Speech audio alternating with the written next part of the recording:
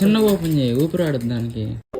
నేను సర్కస్టిక్ సాయి అన్న ఇచ్చిన గిఫ్ట్ కి 7 అప్ అయితే లైఫ్ టైం గుర్తుండిపోతుంది. ఈ రోజు 7 అప్ బర్త్డే అని చెప్పి సర్ప్రైజ్ అయితే ప్లాన్ చేసాము. ఇంకా మా తమ్ముడు వచ్చి అందరిలా కాకుండా కొంచెం క్రియేటివిటీగా ప్లాన్ చేద్దాం అన్నాడు. అందుకని సూపర్ మార్కెట్ కి వెళ్ళి మనకు కావాల్సింది తీసుకొని గిఫ్ట్ ప్యాక్ అయితే చేపించాము. ఇంకా వెళ్తూ వెళ్తూ బేకరీ కాడ అయితే ఆగి కేక్ అయితే ఒకటి తీసుకొని అయితే వెళ్ళాము. ఇంకా దారిలో ఎక్కడైనా టీ తాగదాం అని చెప్పి ఒక దగ్గర ఆగాము. ఇక్కడ ఏదో తమాషా అని చెప్పి ఒక కేఫ్ ఉంది. మనకంటే తమాషాగా ఉంటది అని చెప్పి లోపలికైతే వెళ్ళాము. ఇంకా తమాషాగా 2 టీ చెప్పుకొని తమాషాగా తాగేసి తమాషాగా బిల్లు కట్టకపోతే ఏం చేస్తారు అని అడిగితే లోపల కట్టేస్తామన్నారు.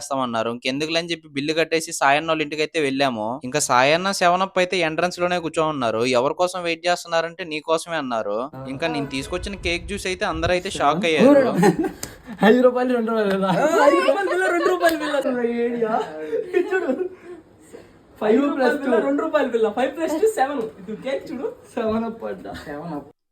కేక్ చూశాక మీకు ఎలాగ అనిపించిందో కామెంట్ అయితే చేయండి. తీసుకొచ్చిన గిఫ్ట్లు అయితే ఇంకా 7 అప్ కి ఇచ్చి అన్బాక్స్ చేయమని చెప్పాను. ఇంకా లోపల ఏదో ఉంది జాగ్రత్త అని చెప్పి భయపెట్టాను.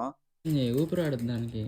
7 అప్ ఇంకా భయపడతా భయపడతా అయితే ఓపెన్ చేశాడు. లాస్ట్ కి ఓపెన్ చేసిన తర్వాత మీరే చూడండి ఏముందో. ఇంకా సాయన్న కూడా తెచ్చిన గిఫ్ట్ 7 అప్ చేత అన్బాక్సింగ్ చేయించాడు. మా ఇద్దరు గిఫ్ట్లలో ఎవరిది బాగుందో కామెంట్ అయితే చేయండి.